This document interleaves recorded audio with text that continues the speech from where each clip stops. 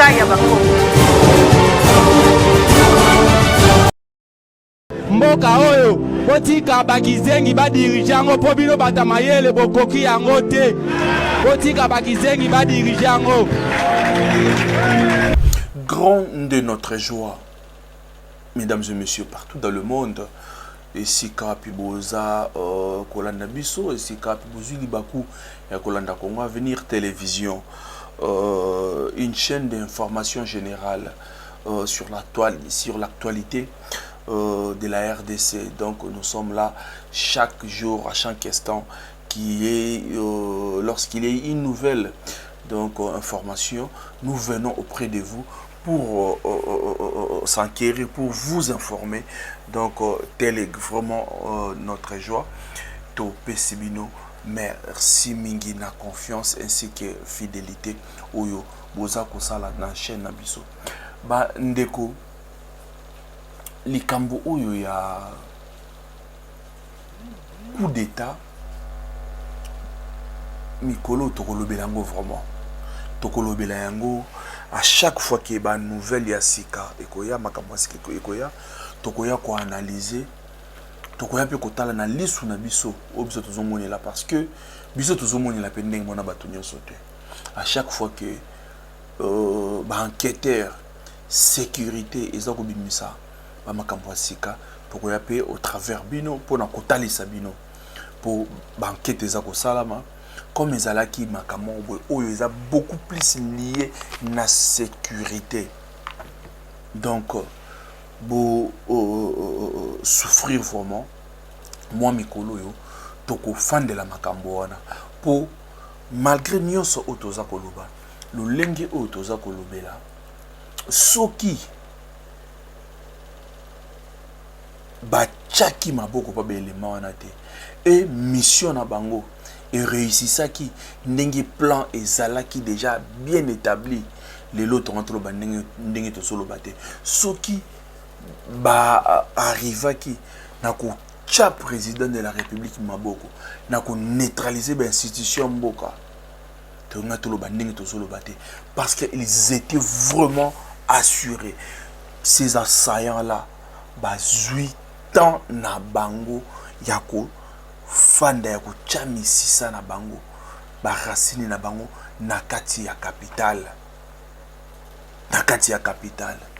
et voilà aujourd'hui na ba analyse autorité na yango na information autorité na yango l'église catholique ainsi que ba évêque na bango ndambo sont impliqués na selon l'information ba vidéo auto za yango peut-être les mususu na ba chaîne mususu skap su botali yango ba bile no pendenge mususu biso petoye na lo lenge mususu yako solo la yako informer bino pi yako décrypter ba vidéo oyo tomoni eza nini avant to banda ba photo etambolaki ya Christian Malanga pembeni wana uzomona cardinal Ambongo na monseigneur na tout ça évêque so monseigneur Utembi pembeni wana église catholique ba zua monseigneur moko wana évêque moko ya Lisala évêque ango kombo na ye nani Kimingai donc il est vraiment influent na Vatican. Évêque Wana a travaillé avec Pape Jean-Paul II. Donc, Azamoto ya Kala. Bambongo Baedi est très bien. Comme à chaque fois, l'Église catholique cherchait un jeune courageux. Oyo, Akoya, pour renverser Masolo. Oyo, donc, ce jeune courageux dans mon année, et ils vont les appuyer pour aya renverser Masolo.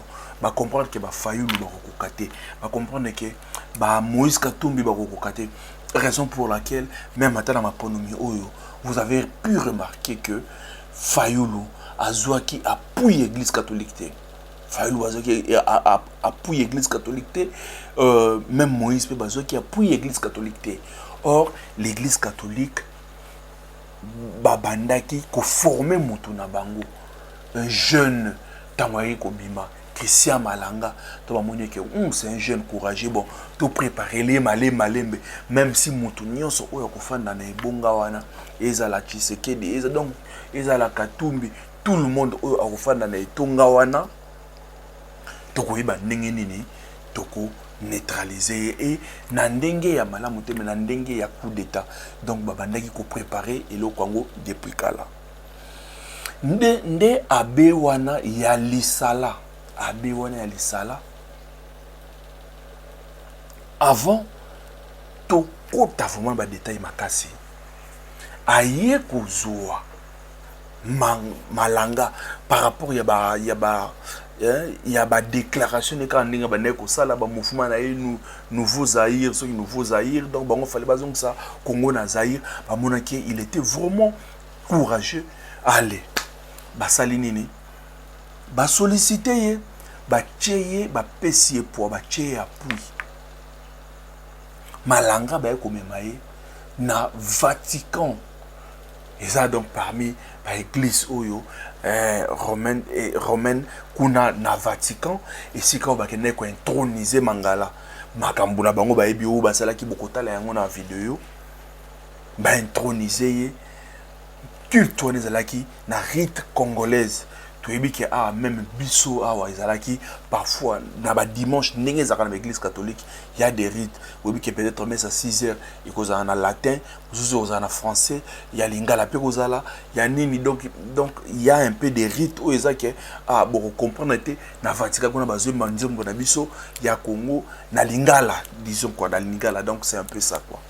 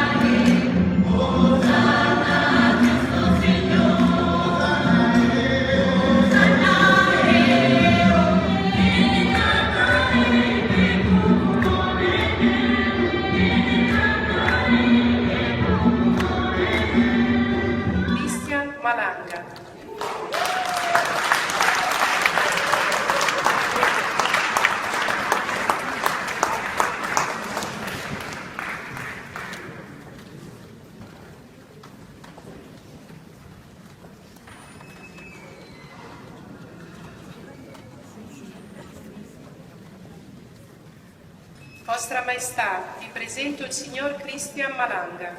Egli aspira a diventare Cavaliere di Gran Croce e Gran Dignitario dell'Ordine Concollare.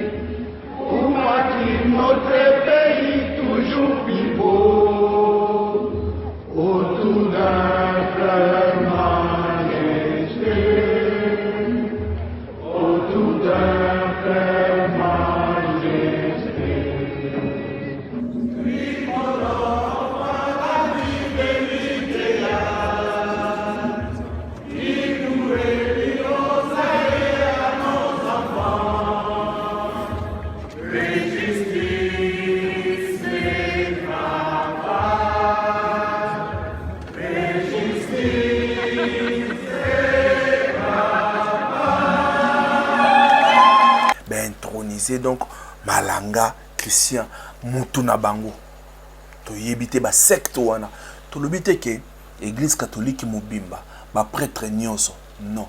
Mais prêtre oyo ya lisala, y compris na ba prêtre mosusu oyo babumba makina sima parce que ba yebi projet na kilo ya likambo na bango oyo bana basala. Comme ils avaient retrouvé na Mangala ni Kimalanga azalaki courageux, azana sang chaud, azalaki pe na mo ba ambition na ye nde ba ye ko chaye poa. Maintenant qu'est-ce qui s'est passé?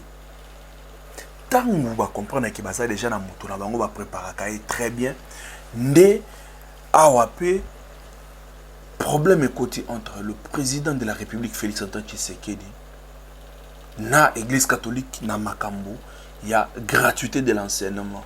Boyebi ndenge monseigneur Ambongo avant comme cardinal donc ndenge cardinal Ambongo azalaki na Félix Antoine Tshisekedi Chilombo. Ezalaki donc depuis gratuité et comment ngwaku Ambongo koto donc que de déclarations, Bissonnion Sotokobomba te, Tokobo Sanate. Même lorsque le pape est venu, Ambongo Bapessi, il n'y avait pas du temps, on l'a accordé juste 3 minutes. Il y a parole. Toyebi Onini Alobelaka chef de l'État. Nasima wana ba déclaration, que de déclarations. Oyo, il est kaki Nasima wana. Donc, courant entre église catholique na régime ezalaki te. Église catholique donc ezoya kaka na déclaration lango na makambo nango ebele parce que bayebaki ke baza ko préparer mutu na bango. Maintenant lorsque le moment est venu bandeko na ngai toyebite soki biso ne toza koloba mabe ou be toza kokosela bango makambo botala cardinal Ambongo devant Félix Antoine Tshisekedi Chilombo atikala kozala na déclaration ya malamu te. À chaque fois abanaki kozo occasion ya kozala esika moko botomonaki yango même atata ngwake et pas Moïse Katumbi na et pas na yekuna et pas Moïse Katumbi za kasusu et kiminga bon ekoyaka na kati ya masolo et pourtant baki pas Moïse Katumbi kuna epa na ye na mboka na ye ko inaugurer église mo Katumbi parce bon a profiter à salinene a beti a lobi na Lubumbashi ezalaki ordination moko ba évêque a profiter donc à chaque fois et si kanyonso abandaki koza occasion ya okende ko sala misa il faut alobela mboka ezosenga un garçon courageux oyo bakoya pour que balongola bandeko na makambo baza nango. Mais pourquoi pas ko appuyer déjà muto oyo azali non donc pour eux muto azali na ebonga Félix azako kokate donc il faut garçon moko courageux et wana ezalaki ba flash ba bandai ko flasher parce qu'il savait que na c'est ezalaki déjà na muto na bango oyo baza ko préparer. Maintenant lorsque le moment est venu ba Christian Malanga aya ko banda makambo parce que malgré azala qui recherchait na service de sécurité depuis 2010 et pas de fin Kaimbi. Christian Malanga a fait quand même temps ya ko na ba Mozambique même atape pas na biso awa malgré zozonga kazo ki naka ko boma mais abandai ko ya et tango a esco déjà ko s'installer mona ki lupango wana ba image ya toza ko tshela ngobino na ma campagne lupango moko wana eza wana donc na sima kuna ba billard ezali bato ba melaka ba shisha restaurant donc ba concert ba barbecue et ça la maka nzoka na mpanzi mususu pe na kati ya ndako makambo et ça la maka ya grave ya grave yango wana eza na mapango ebele ndeza boye awa na mboka na biso eza na mapango ebele eza kosala makambo moko donc na habité ti tant tozoloba ke le monguna aza déjà na kati monguna zali eloko oyo ebebisaka madeso nyama oyo ebebisaka madeso eza kaka na kati ya madeso oyo ebebisi madeso euti kaka na kati ya madeso donc na moment oyo lilala ya kopola eza déjà awa na kati ya mboka soki balobi ke basala ba patrouille kutu te ba bouclage biso toko pesa ba élément de sécurité matière te mais quand même moi contribution na biso ba idée na biso eza nene mokolo moko pena boye bokoloba eloko te, surtout na ba quartier wana na ba coin reculé te ono monga fula soki wapi soki esika nini te. Gombe, Bon Marché, ma campagne limité soki bo sali ba bouclage moko boye imprévu ou ezaki ba kité pour boutou moko pena, donc ba JR to ba PM, donc ba blague te ba sali bouclage moko mona ba makambo o muzuzu o ba mona na ba place muzuzu o ba entrepôt moko bona, donc ekozala nde somo ba noko wana malanga Christian bayaka déjà ba s'installa ba zwa ba position tout ba munition na bango ya, donc ba arme na bango ya, ba tenue na bango ya, ba bengisi batu ba recruter batu bazo sala la même formation bino bozo e bana bino te bazo sala la même formation et côté opé ba monseigneur na bango o ba accompagner ka bango, ba cardinal na bango o ba accompagner ka bango, bazo continuer kaka na ba déclaration na bango pour na kopelisa moto non d'autres personnes baza ko kende France parce qu'ils sont frustrés bozui nini na bango bokangi yango donc soki bozui quoi carré minier na bango bokangi yango, les gâteaux n'est pas partagé aux hommes, donc gâteau zakaka franche bato moko boye nde ba tenir yango wana moni bato mususu, donc le fait que frustration eleki des autres na bango ba kende ba sima mandoki ba boma ba congolais yoka ba déclaration ya ba évêque belé ya ba monseigneur belé ya ba cardinal belé oyo biso na soto zomo nango wa, donc elekaki au vu et au sud de tout le monde ba élément na eza na ba page sur les réseaux sociaux. Maintenant, lorsque tellement réplique plus à la qui m'a cassé, on comprend que apparemment c'est comme si cardinal Ambongo azana ba problème moko personnel na chef de l'État. Et loko oyo Ambongo soko tika ndengo wana oyo izolakisa, c'est comme si yo ozana ba problème personnel chef de l'État et kolata yo yango wana avant mutu na biso malanga à attaquer à sala kunaye yo il faut le conseiller au soigner et loko yo toujours baté et les kelibiso ceux qui bino bozomo na ngoma seki et loko et les kelibiso pourquoi kaka dans les pamba boye mutu oyo bozaka na ba problème mutu wana accompli kaka yo vie, tu te réveilles un bon matin a changé mbala moko a commis na gentillesse na yo a commis ko luka asalioni na lukio a tindelo quelque chose a commis donc koya kotala yo non il faut comprendre que non et loko yo muto yo tozalaka na bien te muto yo à chaque fois ils arrivent à tirer nganaï, mais comment est-ce que un bon matin seulement a ekaka à la muki na ye non moni ndeko to bongisa to sala boy keba il faut que c'est que eza na eloko moko ebomba mina sali kasa nde eloko oyo Ambongo asali. Il y a de cela 6 jours passés, 6 à 7 jours passés, Ambongo a déjà kosenga audience pas chef de l'État et le considère que chef de l'État a sali na moba déplacement nde ba ndai ko poussa ti chef de l'État a peut-être bon quand même azo senga aza cardinal azo senga audience ba service ba signaler chef andimi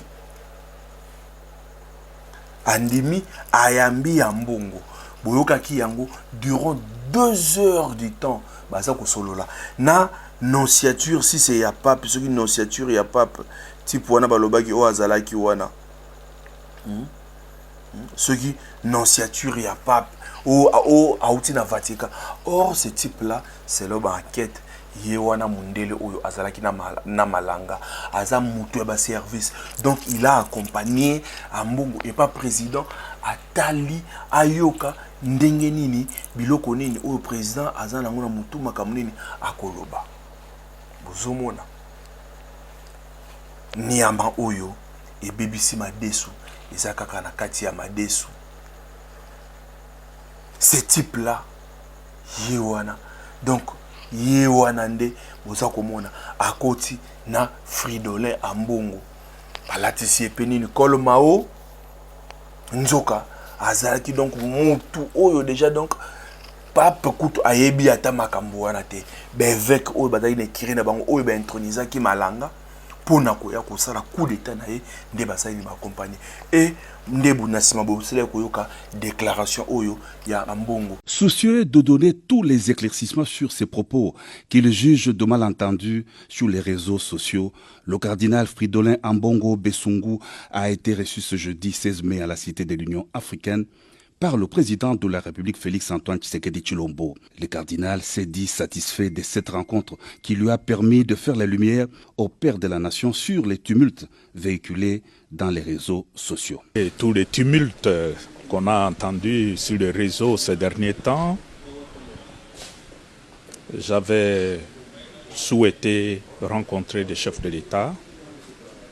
Il m'a donné cette opportunité de les rencontrer aujourd'hui pour qu'en tant que responsable du pays d'abord, le président de la République et le cardinal du Congo, nous puissions faire la lumière sur différents points. Et je dois dire que ça a été un moment de clarification et là où les hommes se parlent, les choses sont claires. C'est avec ces sentiments de grande satisfaction et de gratitude vis-à-vis du chef de l'État que je sors de ce bureau. En fait, il y a eu plus de malentendus que de vrais problèmes.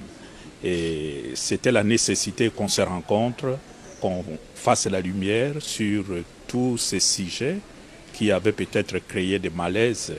Et maintenant, quand on se parle, tout devient clair. Je crois que nous nous retrouvons sur un seul point. En tant que chef de l'État, son souci, c'est le bien du peuple congolais. Et il s'implique corps et âme pour que ce pays puisse retrouver sa sérénité, sa respectabilité sur la scène internationale. C'est un combat qu'il est en train de mener, le souci du peuple congolais. De notre part, en tant qu'Église, notre souci, c'est aussi le bien de ce même peuple, le peuple congolais. Et étant donné que l'objet de notre préoccupation est le peuple congolais, en fait, nous sommes condamnés à travailler ensemble, main dans la main, pour le bien de notre peuple, pour le bien de notre pays qui aujourd'hui est en péril. Donc c'était en quelque sorte, il y a pour se laver. Ah, bomoni, nga déjà kotoyo, ça il n'a soigné. Oui, quoi, y a sima et ça et ça n'a mouton n'a été. Ambongo a outil pas chef de l'État après 3 jours. Après 3 jours, le 19, Nde Malanga a eko betani. Pourquoi coïncidence wana? Ceux qui bazana kat, ceux qui église catholique, quelques évêques église catholique, bazana makambo wana te. Coïncidence wana comment? Ambongo a outil a soigné na chef de l'État koto pour Malanga sa nene ba imbala moko ba eko attaquer. Faut tout comprendre. Faut tout comprendre bandeko. Bakoki ko zwa biso nyonso, mais bakoki ko pimela biso ko raisonner te ko réfléchir te. Et surtout makambo ya mboka na biso. O eza makambo ya mboka na biso to ko lobela ngo na lolenge tout.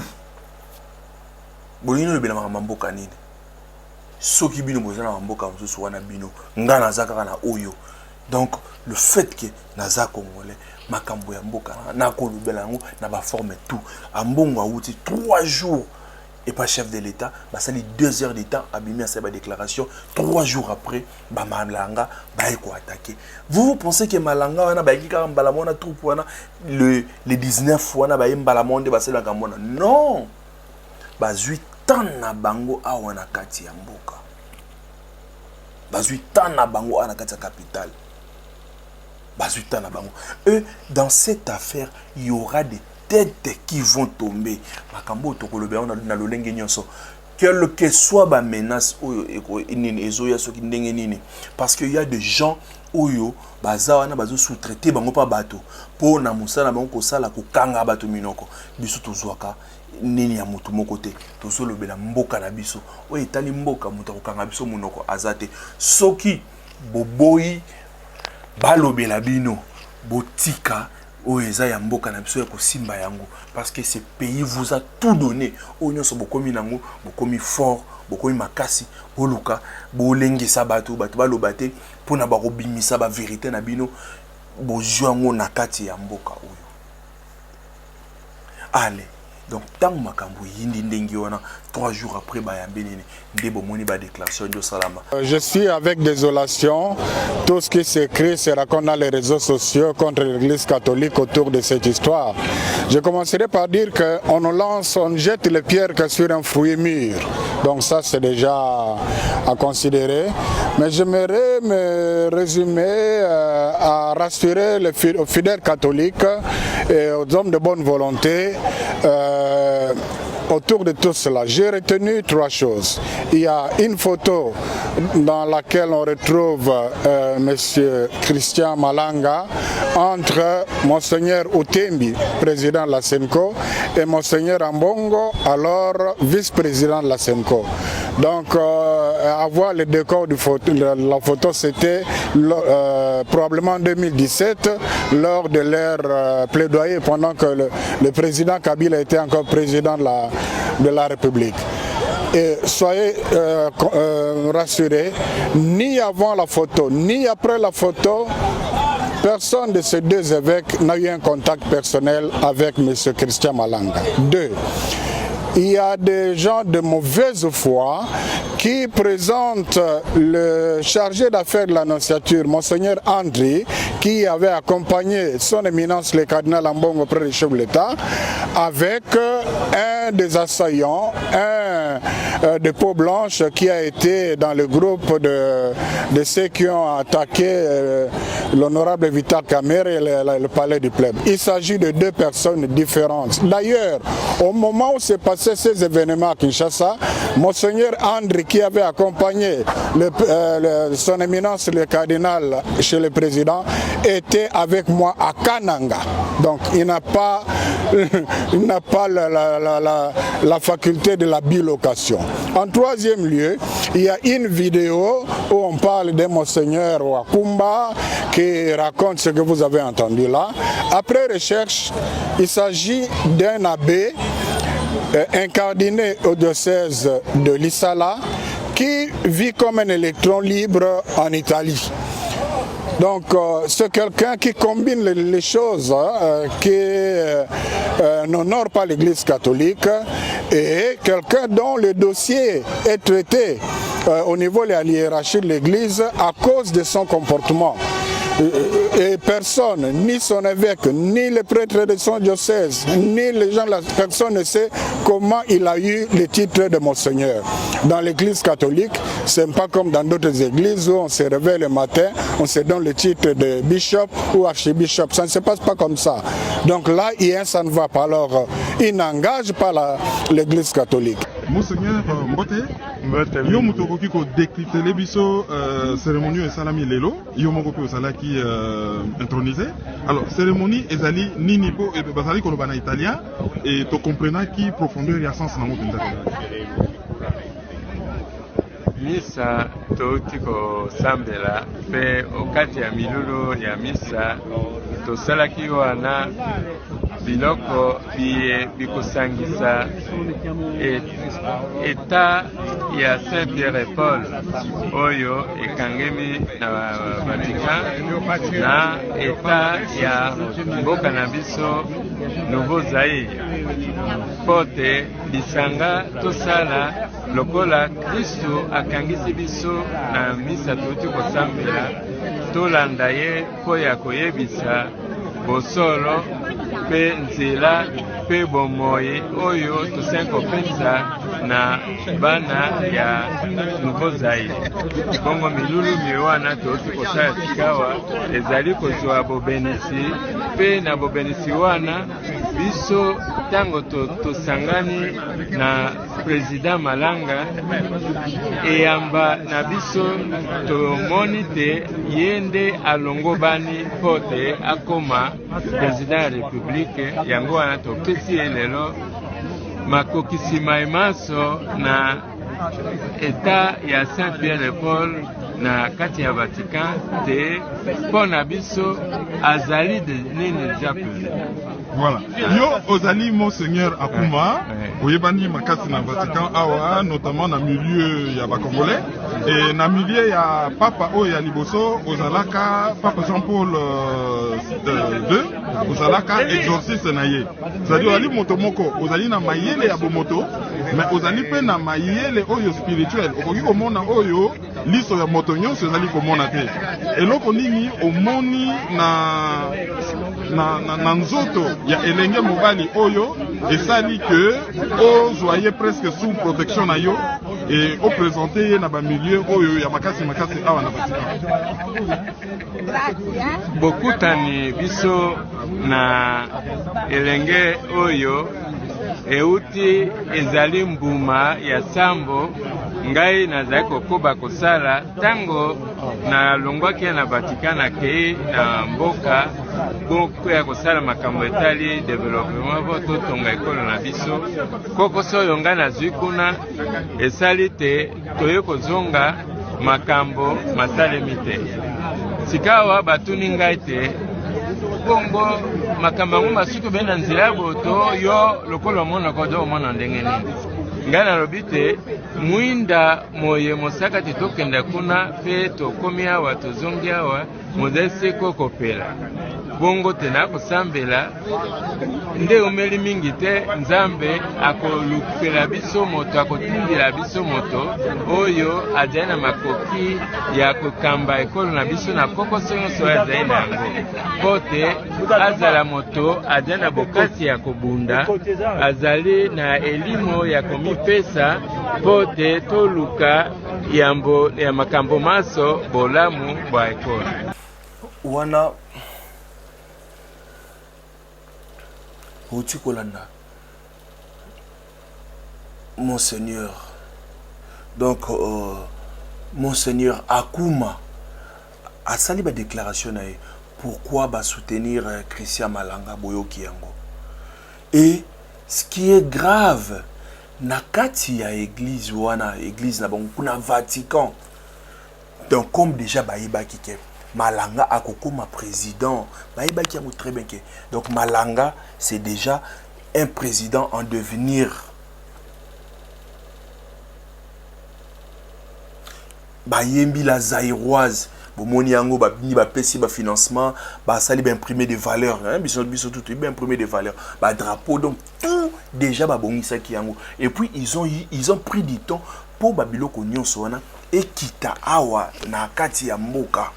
Ba drapeau na bango banini na bango ezali na kije na bango na ma campagne tozoloba na ma campagne ici ko bomona ki wana donc lupango wana eza villa moko boy liboso ba barbecue sala maka ba concert makambo ebele ba billard ezobetama ba restaurant kuna na sima na kati ya villa wana makambo pe mususu donc o fallait ba neutraliser ba koyisa ba lalisa moto Félix Antoine Tshisekedi ezalaki ba comprendre ko salama Monseigneur Akuma oyo ya lisala. Donc tu vois toujours ce sont des Équateurs ambongo moto Équateur oyo moto Équateur toyebi bato Équateur ndenge baalaka bato ya lolendo mais bato wana na makambo mbongo soko lakisi bango mbongo basalaka blague te ndenge tozoloba ambongo ndenge azalaki ferme contre Félix Tshisekedi. Maintenant kaka na bateau magique nini eloko nini Félix Tshisekedi asalaki ya mbongo ye moko kaka aya aluka audience na chef de l'État makambo to bande koloba ou non c'était du malentendu à les réseaux sociaux. Eux tous ces gens là comment on cause sur les réseaux sociaux muto ko sala ba bêtise na muto ke ayibi mbongo na ye a détourner ayibi ba millions akoya kaka réseaux sociaux wana réseaux sociaux wana réseaux sociaux et sa plateforme de communication et ça nango ça dépend na yo angle nini yo okosa la réseaux sociaux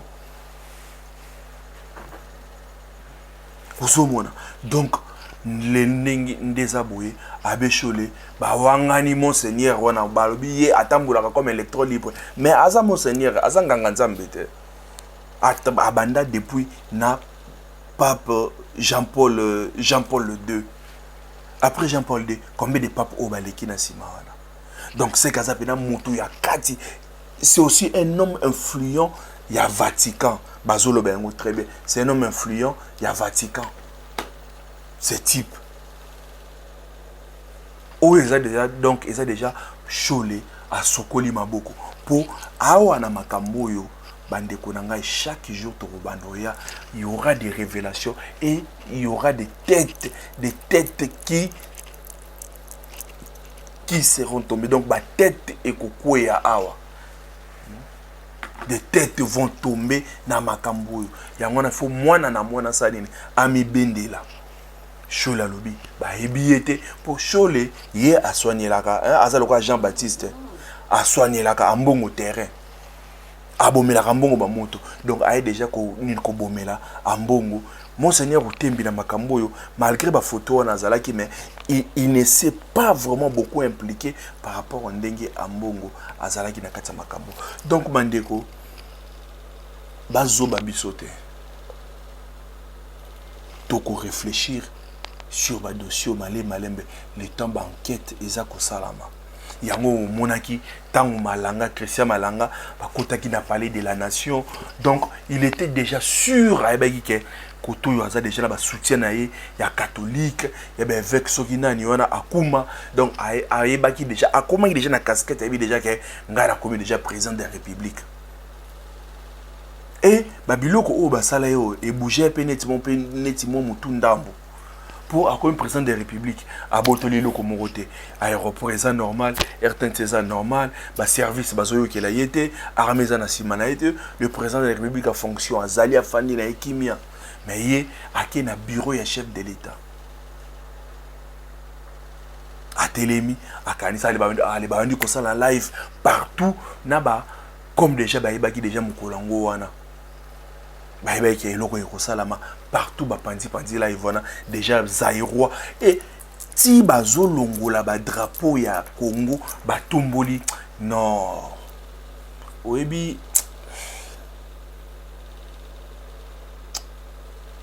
sécurité awa complaisance ezate chef ya garde républicaine mokonzi ya garde républicaine yope ozana part na kati ya makambo. Là, c'est notre... Oh, ils ont beaucoup cannabis. Ce qui te sont c'est parce que le président de la République a un bon mot. Ce qui a qui se soutient que non, a un sous na kiti ote na moment où tu vas trouver sur ma camote. Yango wana, il faut te l'endre la makambo malembe. Chef, il y a garde républicaine, a un part na makambo à Koloba. Pour to kuki kondima makambo nyoso me wana te. Au moins bakolade wana na parenthèse wana lelo na otika ngonano tokosima ngo mokolo mosusu parce que eza ko kamusa ezosala pasi côté wana ba ambassadeur bazali belé ba bureau ezali primature donc elandani comment baya ba opérer et ba kitisa ba drapeau nyonso ba tchepe ba drapeau na bango Zaïre.